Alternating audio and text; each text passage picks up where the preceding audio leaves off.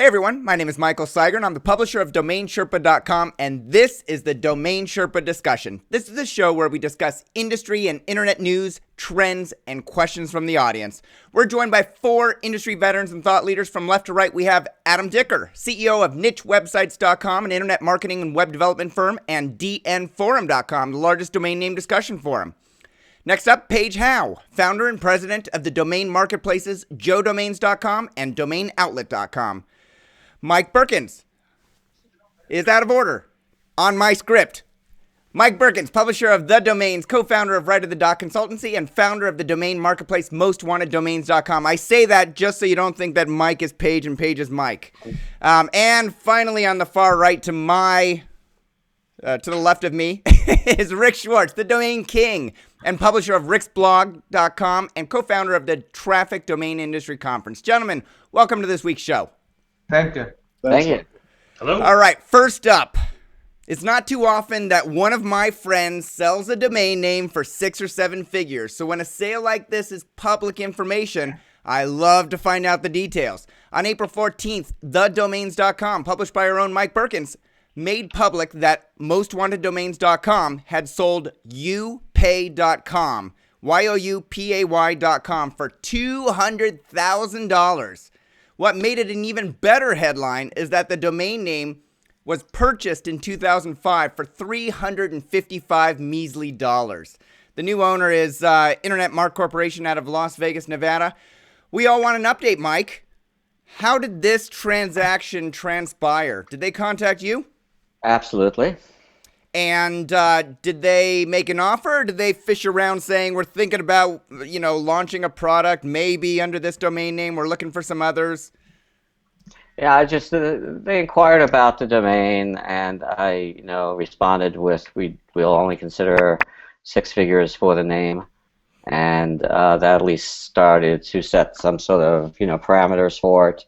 And then there was some back and forthing. I think I don't know if it's possible that they might have paid more for it, but I think it's a fair price, and I was very happy with it, and I think they're happy with it. So, yeah. And do you they see it as a. If you responded, it's worth at least 6 figures. It makes me think as a potential buyer. Well, I'm going to offer $100,000, and then we'll be done with it. Did they make a first offer of $100,000 flat out? Actually, a little bit higher, so a tad higher, and ours was like 350, and so I think we came to a reasonable number, and I was happy to obviously happy to get it, and I think it's it's a highly brandable name. Mm-hmm. It had an estimated value of $1,700. It's a name. I see other brandable names selling every week on Sea-Doo and Afternic for $5,000 or in that ballpark. So it could have certainly sold for less in somebody else's hands. But the company is actually in, I think, the merchant processing business, and they see it as the brand, and they see the value in it. And there definitely people are out there, companies are out there that see the value of really brandable.com still. Yeah. So, and I still think that's sort of where the best names are headed for, except of course just for the category killers.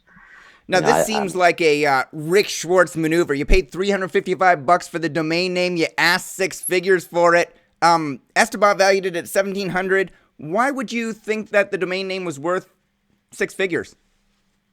Because it is. I mean, it just is. I mean, it's a brandable name in a very in a big money space. And merchant processing is huge. I think the more interesting really story, and we've talked about it before, is that I've had it for a long time, so I think 2005. Yeah. So, I've had it for 9 years, and in the 9 years, I've had other offers on the name, and I've turned down $50,000 and $75,000, so, and those people just walked away. Mm-hmm. So you have to be prepared for that as well. You do. You got to walk away from, And you have to be in a financial position to do it. So I appreciate that, a lot of people that, listening to the show and watch the show aren't in, a position to walk away for $5,000 or $10,000 or $25,000 or $50,000. Yeah. So, I really do. So you got to do what you got to do. And but if, it's just, it's interesting. But, it could easily sit there for 5 more years. Yeah, But definitely. At some point somebody will. I've had iBuild.com for a while, and it's the same kind of a name. Mm-hmm. And I was reading that Apple was thinking about going into sort of the payment processing business. So, I'm sitting. And how long from beginning to end did the negotiation take for upay.com? Do you remember? Yeah, well, they had originally written quite a while ago, many months ago, and then just went away. Mm-hmm. And then when it came back, it actually took 2 days. So it's quick. Yeah. So if I were to ask the other 3 Sherpas on this panel, without having discussed this, how much they thought upay.com was worth, they probably would have said less than $200,000. Do you agree, Mike? I think Rick would have. Yeah, I think Rick might Rick would have said 3.6 million. Yeah, I mean, I wouldn't shock me if Rick would have said 7 figures and held out. But I don't know. Rick can speak for himself. I would have.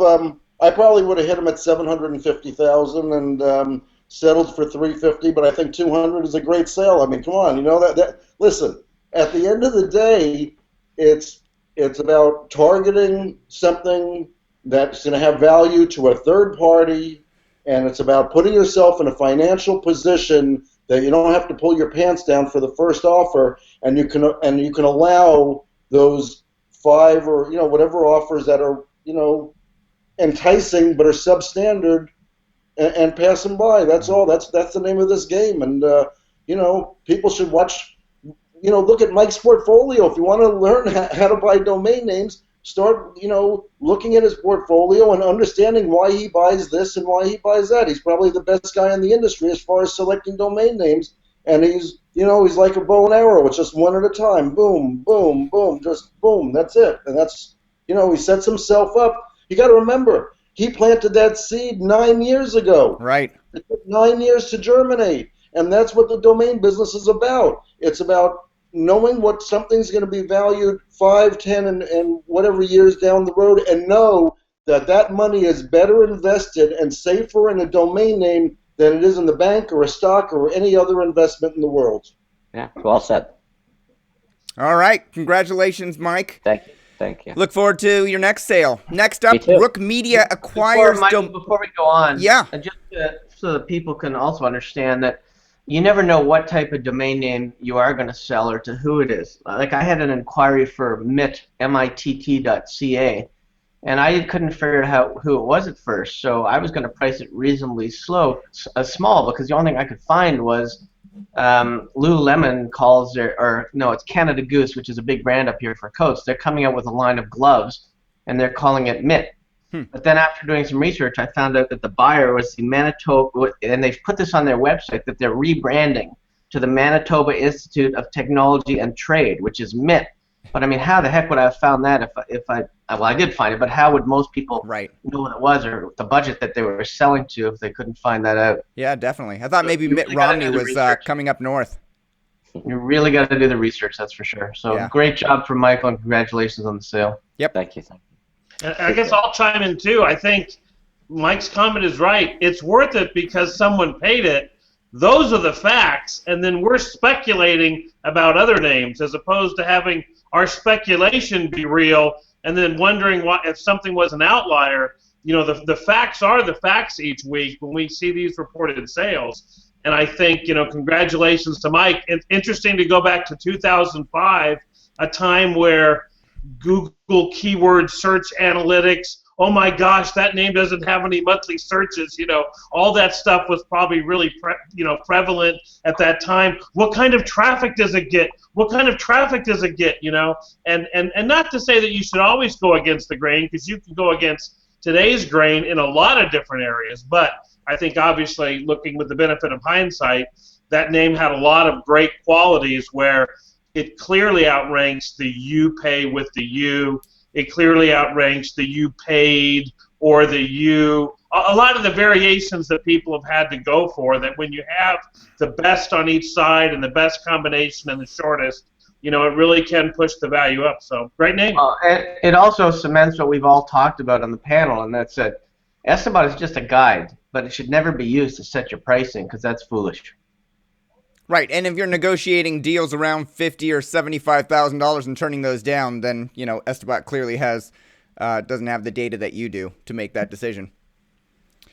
All right, next up, Rook Media acquires domain sponsor. Rook Media, launched in 2011, is in the business of offering domain name parking. They are a platform. On April 21st, they announced that they're buying Domain Sponsor, the leading parking platform and one of the oldest parking platforms in the industry. Mike Berkens wrote on his blog, thedomains.com, with the news that Oversea.net sold DomainSponsor.com as well as their owned and operated domain portfolio, which reportedly numbered between 700,000 and 1 million domains to Rook Media. Wow. It marks the end of a 14-year run for one of the biggest companies to ever exist in the domain space. Mike, what does this acquisition mean for the industry as, you know, the leading domain name monetization platform and an enormous portfolio gets absorbed by Rook Media, a relative new starter in the industry? Well, I don't know. I mean, it's on a basic level, it's a huge parking company that now gets absorbed by another. So to some extent, there's less choice in the market. Mm-hmm. Theoretically, the less choices you have, usually, the less revenue theoretically in this situation the domain owner may make. But that's just really speculation, and I don't know if one company, I don't know what share of the market Domain Sponsor has outside of its own portfolio. So I don't know what that percentage is. There's more consolidation, obviously. If we wind up with 3 parking companies instead of 10, you could certainly make the argument that it may not be for the benefit of the domain owner. Right. But it's just a guess at this point. Yeah, and I wasn't aware that that Domain Sponsor had that many domains in their portfolio, 750,000 to 1 million domain names that they're acquiring with that. So those definitely had some, percentage of the acquisition price, and then the platform itself and the, free cash flow that it's turning off had some value of the acquisition. Do you know if I can confirm those numbers are true because when I was at GoDaddy, they were parking them with us part of the time. Mike, where did you get those numbers from? Do you remember? What is that? The portfolio of 700,000 to 1 million domains that goes with the Domain Sponsor acquisition? I mean, there's a story back, let me find, there's a story back in 2007, they reported they had over 600,000 domains back then. Yeah. I don't know, that's maybe, I'm sure it's out there somewhere. I think that's sort of the word on the street, if you will, that they have that, that they've had that many. I probably can find a better reference or more recent reference to it. So there you go, Adam. Does anybody on the panel know if Rook Media has their own portfolio that they monetize as well? I don't know if it's inside the same entity, but I'm sure those guys as a group, I mean, this is the business they're in, and I think a lot of people started parking companies to be able to monetize their own names. So it seemed like that was the trend through 2008 to 2012 was you started your own parking company to monetize your own names and obviously bring in others. So I wouldn't be surprised. I didn't see until I saw your timeline today, Mike Berkens, that they did buy the names that went with them, which should be interesting to see. Mm-hmm. I know there's a lot of names. I did a thing a couple years ago where I looked at the 10,000 or so names I've dropped over 10 years, and I think they own like 700 of them where they just kept them after they renewed. And so anyway, I'll keep an eye out and see what happens to those names. Okay. Michael? Yeah. Sorry, what I was saying was I can confirm that those numbers are correct because they were parking them at GoDaddy for part of that time, so I know how many domains they had. Gotcha. All right. And, anybody that's a domain investor that is looking at this situation and wondering, clearly, Mike, you said, well, consolidation leads to less options, which generally could drive the price in a per click in a direction that's not advantageous for the investor. If somebody is a single source provider, they then hold the leverage and do anything they want. Has anybody tried? I think it's called Google. Exactly. Hey, Bing would take offense to that. Has anybody tried above.com for optimizing the payout on clicks that their websites are for the traffic on their domain names? Anybody? No. Interesting. All right. I did sign up, and I was I have my domains just because I'm lazy, parked at domain name sales, but I did sign into my account at Above and I think give credentials so I could look at the statistics using the above.com system, and without them necessarily moving them around and optimizing them. And it was pretty interesting. So I don't know, maybe we need to do a little walkthrough on the above.com system.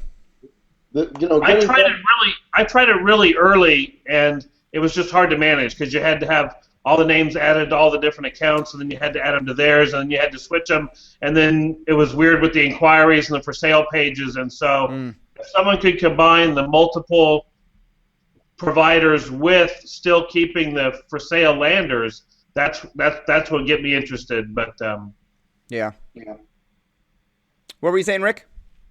I think this deal with Rook and domain sponsor is probably the largest deal, maybe even larger than the Young Yi deal in the domain industry. So this could be the largest deal ever in the domain industry, with one footnote. I would say during that time we were going up the hill, and over the years I think obviously domain sponsor has been a little bit weaker than they were years ago. So I'm not that worried about the consolidation, and it's going to happen. And like Mike says, Google's the ultimate consolidator, and that's why all of us are trying to do things to make businesses and have other avenues to make revenue, so we're not dependent on Google and PPC. So what does that leave for oversea.net? They have their built out. They still have a great portfolio of domain names like aboutairportparking.com, airportparking.com. They have travel websites. So they're building their own portfolio, and they have Domain Fest, the conference. But what else is Oversea going to have? Well, it's a portfolio of businesses, though. It's not a portfolio of domains anymore. They're making the turn because the big money on the internet isn't a portfolio of domains. It's a portfolio of running businesses that are profitable, that can be spun off and sold off, and you're talking tens and hundreds of millions of dollars if you hit one of those bonanzas. Mm-hmm. That's why I'd be real surprised. Did it say that they sold the domains, or do we know? Because it's almost like they would have had to go through and pick which ones related to their core verticals and which ones didn't relate to their core verticals of, the travel and the parking, and kind of have to decide, what kids go and what kids stay. Andrew in Domain Name Wire, when he reported it, he said he had chatted with the CEO of the company, and they said the domains were included in the sale of Rook. He talked to the Rook people. So you can check out Andrew's article. The one thing I do like about it is that it was kind of weird for me as a smaller independent domainer for a while when so many of the service providers were also owners. When you had Name Media running stuff for third parties and then owning their own, and sometimes they did stuff for their own and sometimes third party, and then you had Snap and Moniker owning names but also selling names, and it was kind of like, is the enemy of my enemy my friend? Is the friend of my friend my enemy? And I think getting back to pure service providers, and then really domain sponsor and name media become just really, really big corporate domainers, for lack of a better word, or business owners, as Rick said. I think that gives some clarity as opposed to always wondering whether you're really buying it from a service provider or you're buying it from someone who might have a mixed agenda. I think, Paige, that could easily be answered when you talk about where's your provider being your customer, and really, just answer that with one word: Halvarez. But also that the registrars, they would actually be sitting there saying, well, we may take this name back or we may auction it because we may want to own it ourselves. And I know for years and there's still probably a mystery around GoDaddy, but I think the pendulum has swung with GoDaddy that they don't own, although I don't know if anyone's ever said it, but it seems like they've swung back to more, I see them as a pure service provider, not as a competitor. And that's what they want you to see them, so that's good.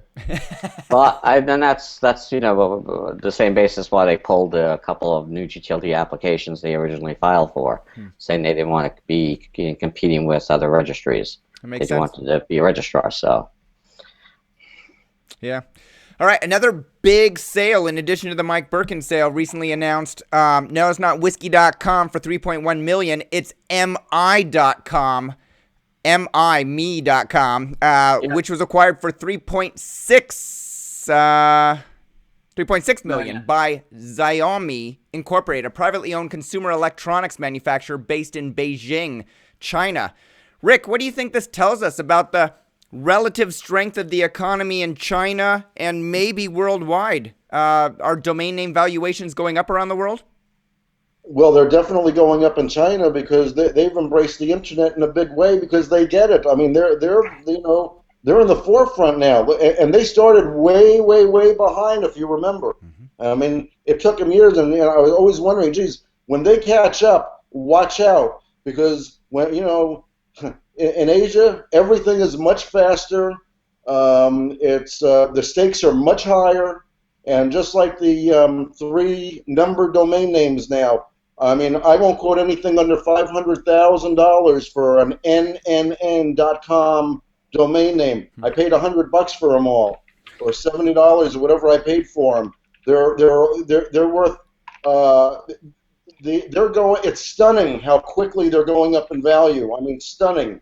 Because last year when I was trying to sell them, maybe I was asking 150 or 250. They thought I was crazy. Now the starting bid is over 100, and they're going over 500, and you're going to see they're going to cross 7 figures, and it's simple. The reason, I mean, besides China's into numbers and all that, but it's memorable. You got to remember the clutter that is coming and is here. It's all about clutter, and everyone, me. It's funny that we're talking about a domain name, because that's the whole thing. Everyone, you got 7 billion people jumping up and down with their hands up, yelling me.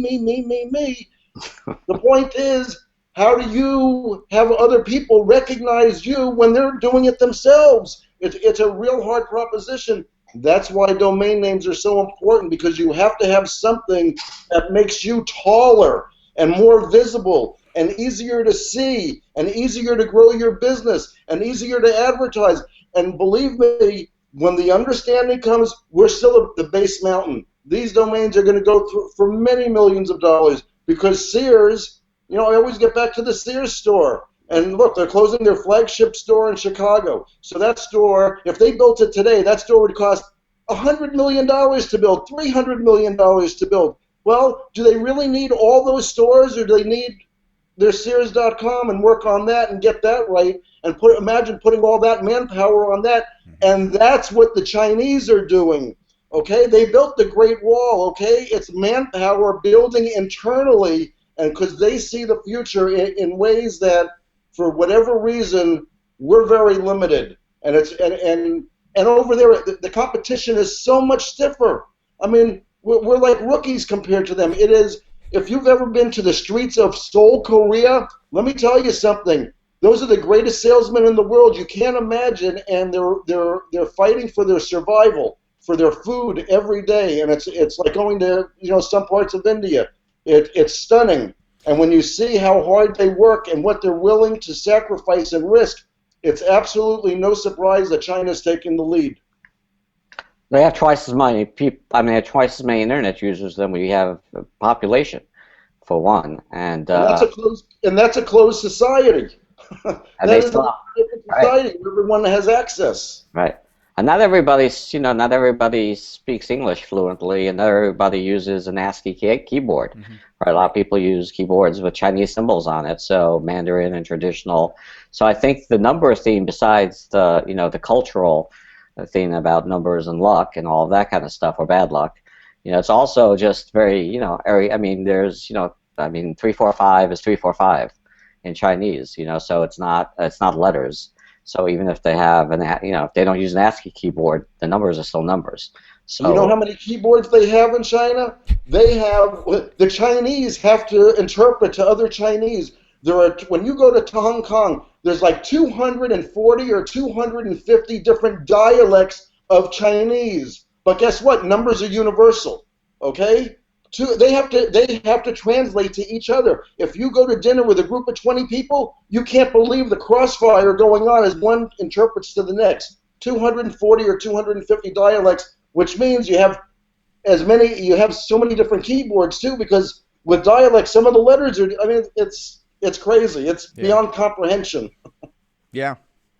I have an update too on that. I think I mentioned a month or two ago that I turned down $350,000 to 345.com, and in the last 2 weeks I turned down an offer of $550 and another one at $575 from two different people. So the things are really starting to light up pretty good on the numbers. Yeah. Wish I had more. How many do you have, Mike? $500,000 per domain, and it's going up. Yeah. These numbers are going up quick. Listen, Mike can't make that much money on the stock market. I mean, this thing is going up weekly, every week, and it's going to continue. It isn't going to pop. It isn't a balloon or it isn't a bubble. It's just something that has value that it just goes up.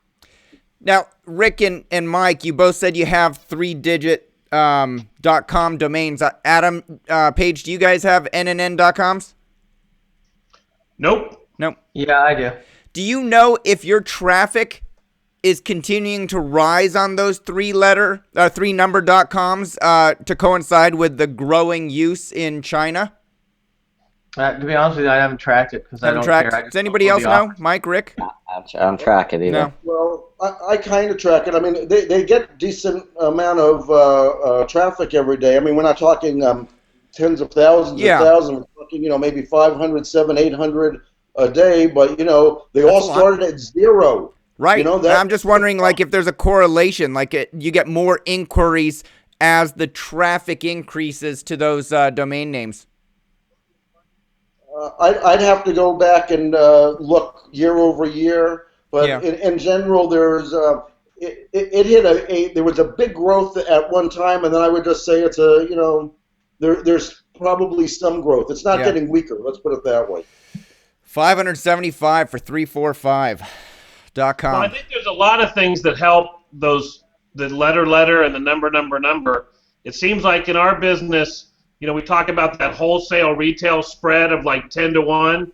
Whenever you get something that's quantifiable to be of value, that those bids get a lot stronger underneath it, and you get this really supportive bid where there's 100 or 1,000 people willing to play ball with just a 20 or 30% spread between the wholesale and retail.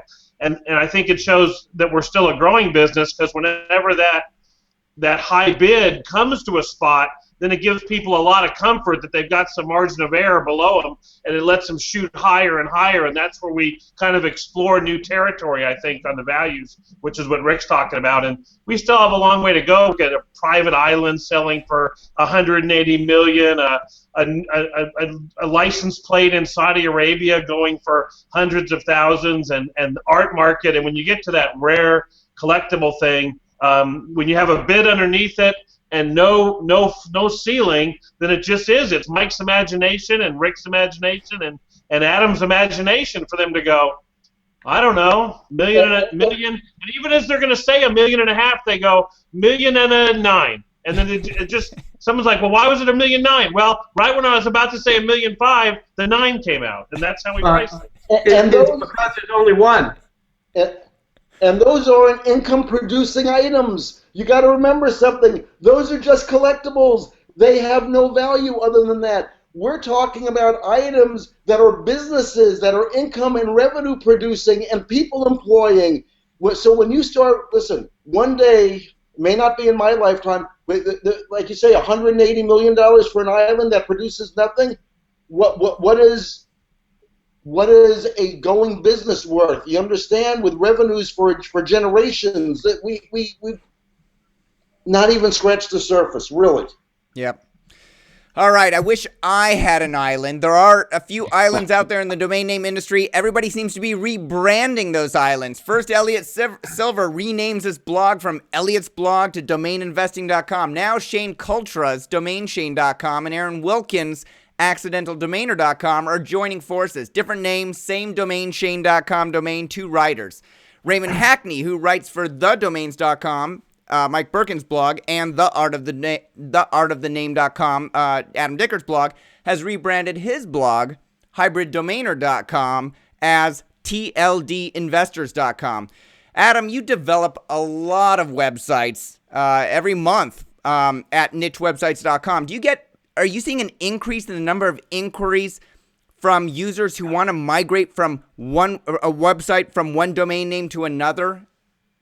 No, I wouldn't say that. I would say that there are companies that are starting to buy their premium domain names or different domain names, like the MITT one. So there is some rebranding by end users, but I wouldn't see it as huge. A lot of times they're rebranding because we're doing the outbound marketing. We're selling them a name more suitable for their business. Mm-hmm. So they're rebranding that way. But this is just a marketing attempt, a good marketing move by all 3 or 4 of those bloggers to get relevant names to the industry, which is a smart move on all their parts, I think. Yeah, so it's just an evolution for them. They didn't necessarily come across, TLD Investors is a different name. The blogs may have started out as hobbies, and they've turned into bigger businesses where they're actually earning revenue, and they want to be found. Yep. And Hybrid Domainer may not be found, and Shane's blog may be found for this guy's named Shane. They're looking to buy the domain name. But now if they have domain-related names, they're more likely to be found in the industry. Yeah, definitely. By newcomers. Yep. I vote to keep ricksblog.com. It won't be changing. Nice. I may not be adding much, but it won't be changing. When will we see the next blog post at ricksblog.com? I don't know. I've had I think I've said most of what I need to say. You got a conference coming up. Aren't you going to be talking about that, or? No, whoever wants to come can come. They know what we do, and if they want to promote their business to make money. And I think actually the biggest thing that I've been seeing lately is the lack of marketing from the GTLD guys. I mean, every single blog I read, it's the domainers are losing faith in the GTLD guys because they're just letting them hang out to dry. They're playing all these games with them.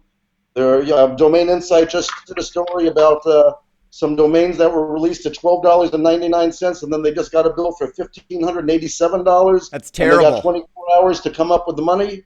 And go read domaining.com right now. Domaininsight.com. Kevin Murphy wrote, 101 Domain has sent out almost 50 invoices believed to total many thousands of dollars to customers who had bought premium domain names for a $12.99 price well over a month ago. So basically they got an email saying it's come to our attention that the domain name you bought is a premium name, and in order to correct this pricing area, the registry has granted us the option to delete the name if we are unable to collect the premium pricing. That's called extortion. It's called extortion. Let me tell you. Let me just plain and simple. It's called extortion, fellas. It's extortion. When you listen, it was their mistake. Mm-hmm. These people have their domains for 30 days. It's absolutely extortion. It's going to affect all the GTLD guys. All these guys are going to end up with all kinds of crap on their face. They're doing no marketing. They're looking stupid. They're really, really doing bad things. And this is so above. It's so beyond the pale. Again, don't get me started because nothing I'm going to say is going to be good. But it is extortion, and they should be held accountable. And from what I understand, Google owns this registry, if I'm not mistaken, or something. I don't know. One of Google's new TLDs. Yeah, it's the Japanese word for everyone. I think this is a registrar problem, though, not a registrar. I'm just reading it now. I thought it was a registry. Well, I don't think so. All I can say is issues like this and Page's issues that have turned me off of the GTLDs. Listen, and the ones that are going to come out are going to eat a lot of crap from these guys pulling all this nonsense because the domain industry. Listen. The smart guys were mostly sitting on the sidelines to begin with, other than Mike. But every day that goes by, all I hear is people are even Acro is starting to have second thoughts about it. And he was the #1 cheerleader out there, so it's cracking. It's cracking really bad, and they're doing a lot of people are doing a lot of bad things, and. Yeah, so that's a good point, Mike. I'm not sure if it's the registry or the registrar. Maybe the registrar realized, hey, we sold these for $12.99 when they should be $1,500 or more. We left money on the table. Let's delete them. Then if that's the case, the registrar representing them needs to go back to them and say, we're not doing this because it's not right. Yeah. Horrible. Yeah, I'm just reading the story that said, how Kevin's wrote it. It seems like it's 101 Domain's problem. And actually, he says later in the story, nobody's claiming Google did anything wrong. No.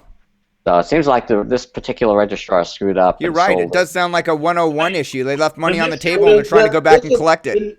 When Then this happened, 101 is responsible for making up the shortfall. Okay, it's their responsibility, not the people that bought the domain names. So they're on the hook for the 150 grand or whatever it is. They made the mistake. They got to eat their own shit, and that's the bottom line. I agree. I agree with that is extortion. I agree with Rick. Mike, I mean, go ahead. Mr. Adam, go. Seiger, you want me to talk about my issue that I had this week now? Or No, wait? hold that. We're going to come to that separately next. Paige. I'll just say when this happened with .tv 4 years ago, Yeah. where the registry put out a list, some of the registrars got it, some of them didn't. It was a new thing. I mean, at least they were correcting it the next day. You know, they were saying at 2 a.m. we found out about the problem. At 11 a.m. we froze the registry. You know, we're going to eat some of it. Yes, some people aren't going to get what they thought they got, but they only thought they got a great deal for an hour and a half, and they probably knew that there was a mistake anyway. But boy, you start talking about 30 days. As I go back to my issue when I had the name taken away, you know, at what point in time is there not a warning label? Is there not something that says this is a provisional domain registration because we rushed the new TLD program through. We really don't know what we're doing, and that's where I was trying to get ICANN involved to say, what is the statute of limitations for the registrant has rights, the registrant has rights, and just because 101 domain, it came to their attention that they made an error, it doesn't mean that's when the error happened. The error happened when they didn't do the right thing 30 days ago. So I'll get off it. Well, in 101 Domain's defense, it says on Domain Insight that the registrar offered a full refund of the $12.99 and a 20% discount coupon as compensation. Who would ever want to do business with them again to begin with if they stole my domains out of my account after I own them? I mean, what a bunch of crap. That's like a salt wound, man. I mean, send people on a cruise or something. Look, they made the mistake. They got to pay for it. End of story. Making your customers pay for your mistake, outrageous. No one should do business with that company until they fix it, period. Yeah, and it's the singular, by the way, Michael. It's 101 domain. 101domain.com. Thanks for that clarification, Mike. You're welcome. Rick, I don't know which I enjoy more, actually poking holes at people who operate terrible businesses and don't treat the customer with respect, or listening to you rail on them. Well, but it's outrageous. I mean, some of this crap is so outrageous, and how do you just sit there silently? And that's what half the domain industry does half the time. They watch all this wrongdoing. They watch all the conflicts of interest over all the years, and that's why you have a guy like Alvarez out there, and everyone just sits on the sidelines and they look the other way because they know this guy or that guy, and it's a bunch of crap, and you all need to grow some balls, really. Yeah. Well, I'll elevate it even further. I think the other thing that's interesting is, as an individual, it's like, hey, Paige, be a good guy. You're a good guy.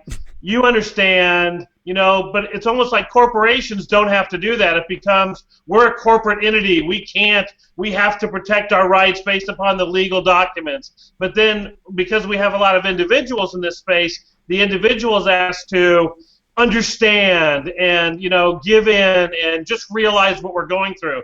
But then on the other side, the corporation becomes, what's in the agreement? We got to look into the agreement. But when we do that as an individual, we're a bad guy. We're a bad person. How can we even think to bring that issue up? And it kind of becomes personal on our side. But a corporation, oh my gosh, they can do whatever they want.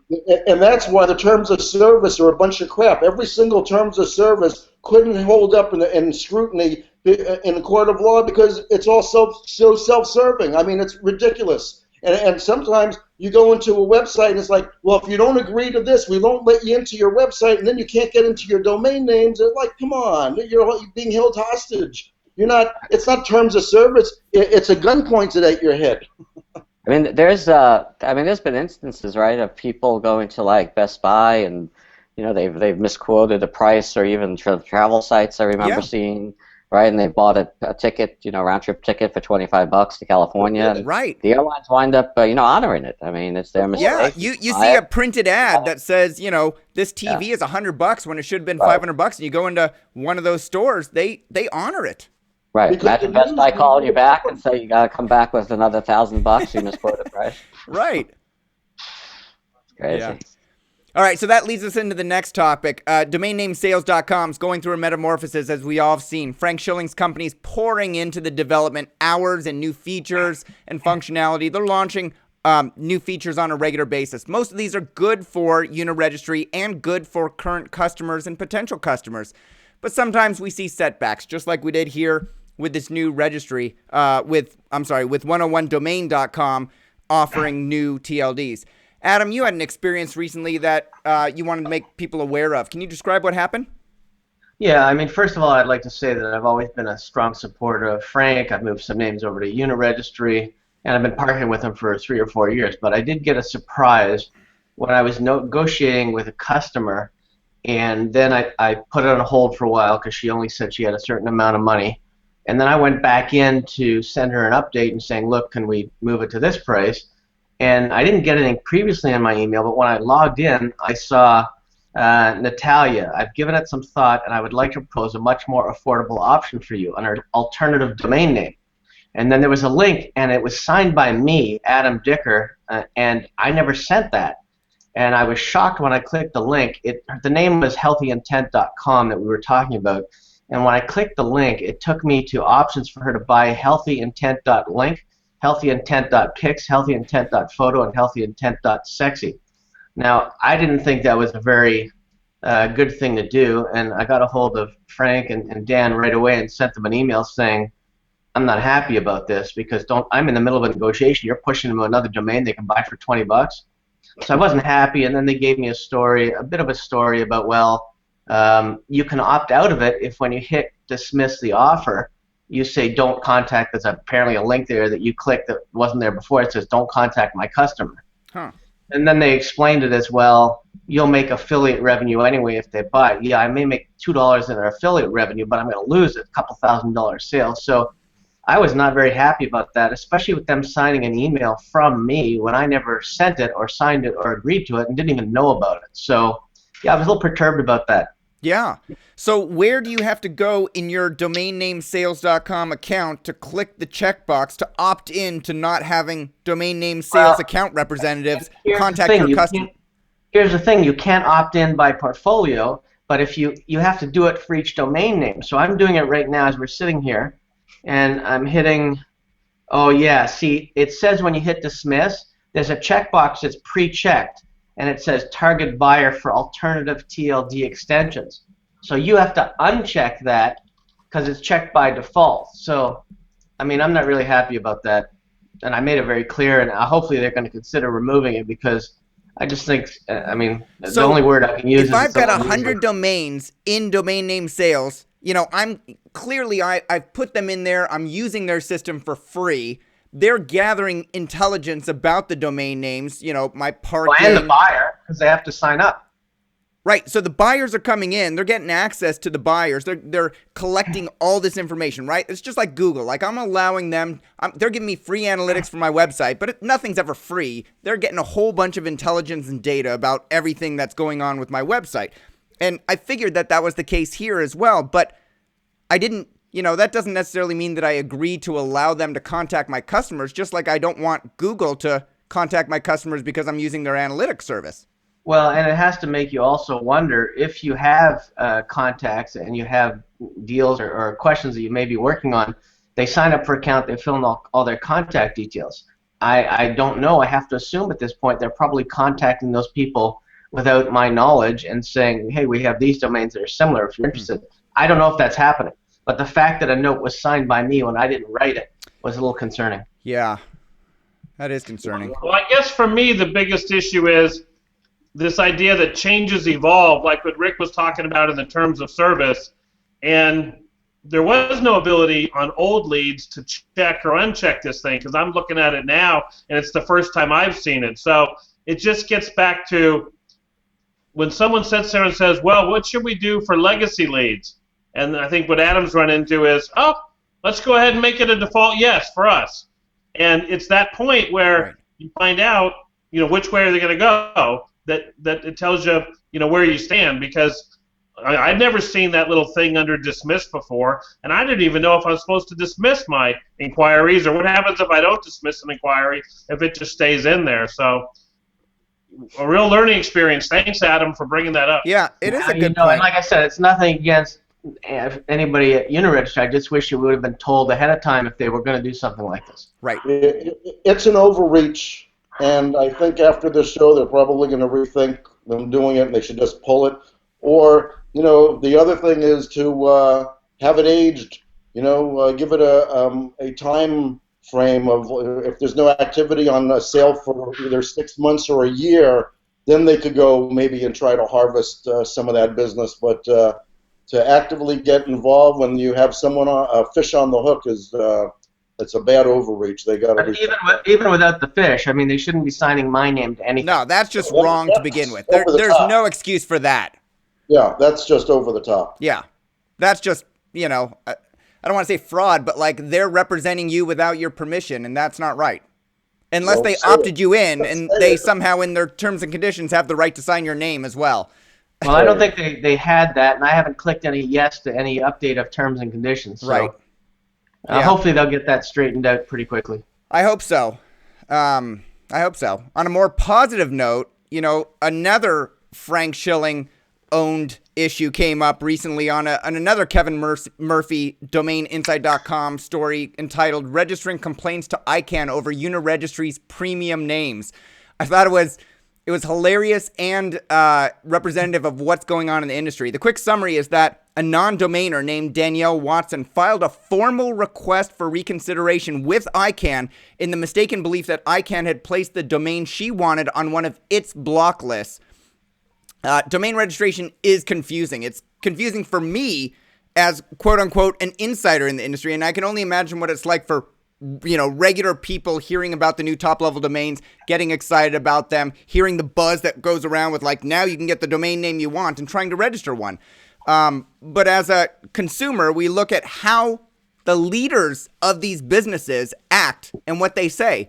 And so, 101domain.com has not acted well, and I don't hear their CEO saying anything. But Frank Schilling, in this case, was the first person to post a comment to Danielle and followed up multiple times to try and help Danielle get the best name possible. I think she wanted moviestar.photo, and Frank said he would work with her to try and make sure she gets it, but there was also moviestars.photo available or moviestar.photos available. And anyways, I commend Frank, the CEO of this company, for taking the time to read what's going on, to react to a customer concern, to make suggestions in a public forum, and to step forward and say, we're here to help the real customers in this case.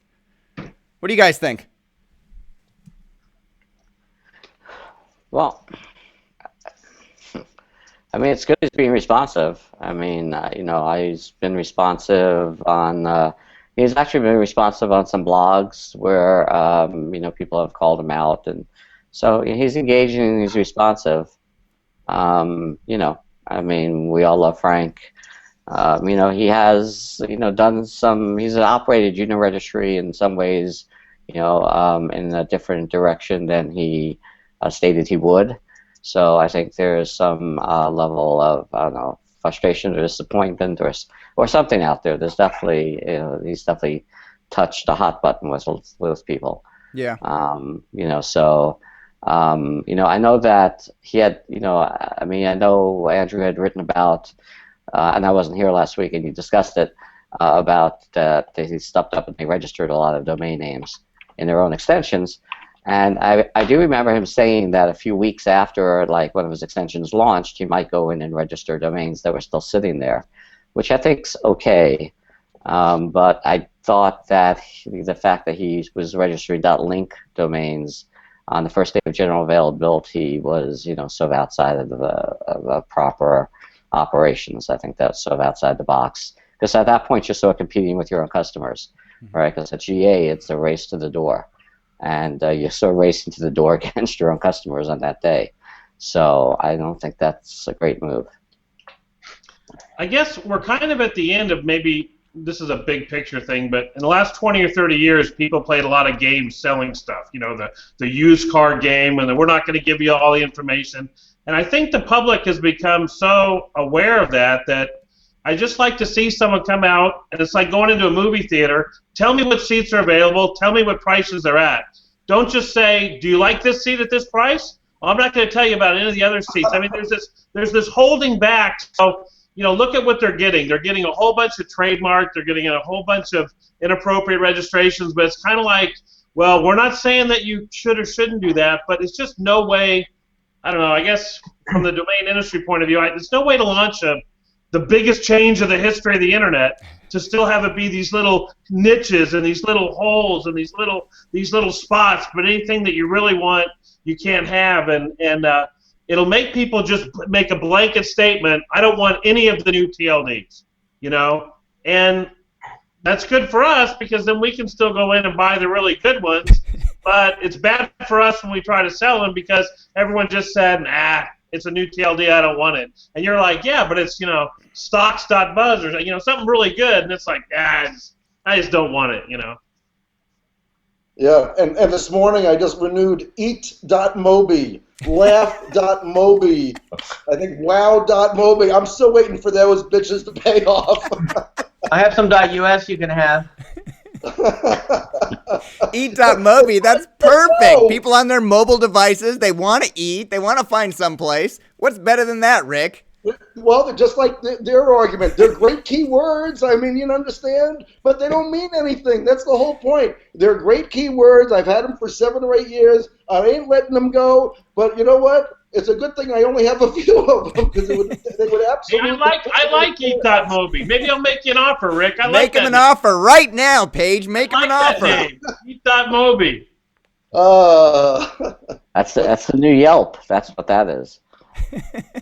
Maybe Eat.mobi is going to go up for auction at the next traffic conference. Okay. You never know. All right, that's the show this week. I promise. Hold on. Adam, what do you got? Hold on. I forgot about your. I have a quick update from last week's show. It appears that Toby Clements is still on the lam. Turn it sideways so he's on the lam. We have no update on that, but yeah. That's someone trying to silence the lamb. Yeah, the next week will be silence the lamb. That's some nice Photoshop work there. Seriously, that must have taken hours. Actually. I'm not that good. I just cut out the picture and taped it on. That's all. Yeah. That's old school, baby. That's the way you roll. It's not Photoshop. 50-year-old guy. Yeah, that's about it. And on another update, I reserved my hotel to traffic, and I can't wait to get there. Good deal. I am reserved as well. The Bellagio is going to welcome me. And you know what? People always ask me, well, why should we come to traffic? How about we're the guys that get it right? Okay? That's a good one. We get it right. It has value, If you want to lead the parade, you got to get it right. We get it right. Period. Yeah, I'm looking forward to it. All right, me too. Thanks for Adam, what his seminar is about. What's your seminar about, Adam? He doesn't know. I didn't tell him yet, but I already put it on the It was website. a good description that you wrote, Rick. I liked it. Are we doing a Sherpa show live? His seminar is how to build take a domain from a domain to a full-fledged business in 60 minutes. And it's called King Com. Right. Nice job on that one. Seriously? Yes. Wow. I love that. And I must admit, it's the only show I ever bring my sons to because I know they're going to meet the right people and they're going to learn a lot. Yep. You know what? And that's, to be honest, that's the single biggest compliment anyone can pay to us is bringing their kids, bringing their spouse, bringing their moms, their dads. Moms and dads are always free of traffic. Domain Shane, bring Pam. We're hitting the craps tables. Let's go, buddy. That's it. Mom and dads, we like to encourage mom and dads. See what you're doing. We need the support. Wives, we want you. Mike, right. Before you sign off, check if anybody has anything to promote. Yeah. You're in a rush today. What was that? You're in a rush today. I am. Well, it was a long show, so I'm trying to be respectful of your guys' time. Adam Dicker, what do you have to promote today?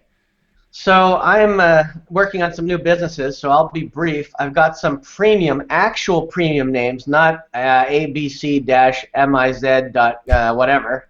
So witchcraft.com, I'll just go over 5 or 6 quick. Witchcraft.com, 95K. Herbal Teas, 95K. Planets.com, 145K. Voice over IP, 50K. Avatars.com, 95K. Pathologist.com, 50K. And Mimes.com, 19K. And those are actual premium names to build a business. All right, there you go. Adam at DCG.com if you're interested. Thank you. Mike Berkens, anything you want to promote? I have nothing. Nothing. Did you buy your No, ticket for traffic? Did you get your Let's airfare talk yet? about one of my names. I'm still on the fence about going or not going. So Yeah, we're pushing him over slowly at a time. We don't want to. He doesn't want to. Paige Howe, anything you want to promote? I see dnstore.tv behind you, buddy. Yeah, so 4 years ago, they relaunched .tv, and a whole bunch of names came out, a lot of one-word names that used to be premiums. So, I think .tv, if it was a new TLD, it would be awesome. So we're going to re-promote our dnstore.tv for the next couple weeks. We'll put some names at some high prices, some medium prices, and some, oh my gosh, I can't believe it's that low prices. So dnstore.tv and .tv, the old new TLD, or the new old TLD. Hey, was Fathers.tv. that 4 years ago? Was it 4 years ago or 4 score and 4 years ago? Fathers.tv, $380. Snap it up. I could see that being just nothing but scantily clad women and sports events. .org. No, .tv. Scantily clad women and sports events. .org. All right, Rick Schwartz, anything else you want to promote besides traffic? Targetedtraffic.com. Go register. I think that's all. Just go register, and we're gonna start working on the agenda now. And as everyone knows, I never put the agenda together until the last few weeks of the show because the industry moves so fast. And if I put it together 3 months ago, everything that I would have been having on there would have been irrelevant. And it's going to be a great show. We're going to have stage time for the GTLD guys if they want to show their faces and actually want to face the investors, which I must say they seem a little bit ballless to me. They, if I was in their shoes, I'd certainly want to go into the domain investment industry and face them one-on-one or as an audience and tell them why their GTLD, out of the 1,000 others that are coming, are the ones for us to invest our money in instead of just assuming that we should give our money to them because it belongs in their wallets instead of ours. Right, and you're giving them a podium to stand at and a microphone to talk in, right? Exactly. They just show up and present their case for why they've spent, $500,000+ to get this registry, this TLD up and running, and why we as domain investors should invest. They're running scared. They don't have any answers right now, and that concerns me. I mean, the only guys that really have answers are .club. I mean, they're the number one guys with answers. I mean, and Frank's trying to do a job with .link, and well, is it a partially controlled by the fact that some of the better apps are in contention? Some of the better TLDs are still in contention, and so there is not one registry assigned yet. It doesn't matter. I mean, the ones that are out there need to do business, and you can see they're all stalling. If there were airplanes, they'd be crashing right now. I mean, come on. I mean, I'm a numbers guy. You can all play games with the numbers, but 400,000 or 500,000 after 2 months with 50 or 60 GTLDs is laughable. and like I said, when they're registering 3 a day, 10 a day, 100 a day, give me a break. It's meaningless. And they're going to have to go out there and start promoting it and explaining to the world, not just the domain investors, but the world at large, why the hell they should get on board with something that's so unproven and get raped besides everything else. Spend all this money. Hey, none of it's making any sense. And like I said, each GTLD is going to be paying for the sins of the other GTLDs. And they need to all have their own identities, or like Paige said, they all get lumped up into one pile of shit, and you just kind of move them on the side, and that's what they have at risk, and that's including the ones that are in contention. They're going to have to, they are responsible for cleaning up all the garbage that's going on right now. Just remember that. They have to clean up this garbage, and there's a lot of garbage to clean up, and a lot more coming. I'm not sure I agree with that. That's like saying .com has to clean up the crap that all the new TLDs are putting out, or when .app finally comes out, and we know how big apps are, that they're not going to be as big because of all the other TLDs that came before it. I'm not sure I agree. I think there will be a few that will rise to the top that will sell a lot of domains. Well, And I disagree, Mike, because if they come out the same way these things are coming out, which is we assume that there's a line outside of our store, so we're not going to do any marketing because we assume that we are going to open the door and there's a whole bunch of people coming. As long as they keep assuming that, then they're never going to promote their product or remind people why they have to be there. So all they can do now is say, well, everything that's really happened is unsuccessful, but wait until the future. So it's always the one that hasn't come out that's going to be huge, and I just don't agree. I'd say Mike I think there is a point to be made that out of all of the extensions that actually have launched and are live, not in sort of in Sunrise or LandRush, but things that are actually live, and you can see registration numbers for. There's only a couple that were in contention that there were more than one application for and got settled privately. Photography is one, which is number 3 now with 33,000 registrations. .club is one, but they're not really, they're still in LandRush, so they're not out. And I think Red, actually, one of the colors, which is crazy, but I mean, it's doing horrendously bad. So, but everything else is, was one application. So they had no contention. They're the only ones who came up, for that extension. And so, I think we've still got a long way to go in this thing. And that's something just unexplainable. I mean, the colors, the red, the blue, the pink. I mean, how's Rich doing this week? That Rich is, they're up to almost, let me see, I got to go down a little bit on the list here slightly. Yeah. They're at $2,500 a registration, though. So, anything. It's not, I'm sure you're going to stack up on those. Hey, Mike, Cider, aren't you happy we extended the show? 37. Hold on, I'm looking up .rich now. Let's see here. 37. I gotta go further down the list to get 37. to them. 37. Are we gonna do a Sherpa show on that traffic? Oh, I don't know. We'll have to talk about that.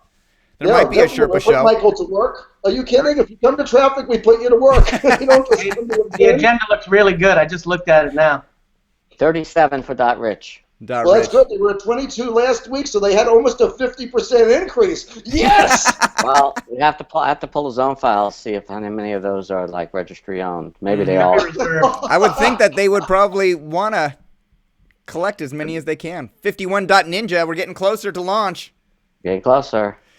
All right. Let's see here. I think that is it. Go post your questions in the comments below. Adam Dicker, Mike Berkens, Paige Howe, Rick Schwartz, thanks for coming on the Domain Sherpa discussion another week, sharing your insights and expertise, and thanks for continuing to be Domain Sherpas for others. Go buy your tickets at targetedtraffic.com. Thank you all for watching. We'll see you next time. Thank you. Thanks, Michael.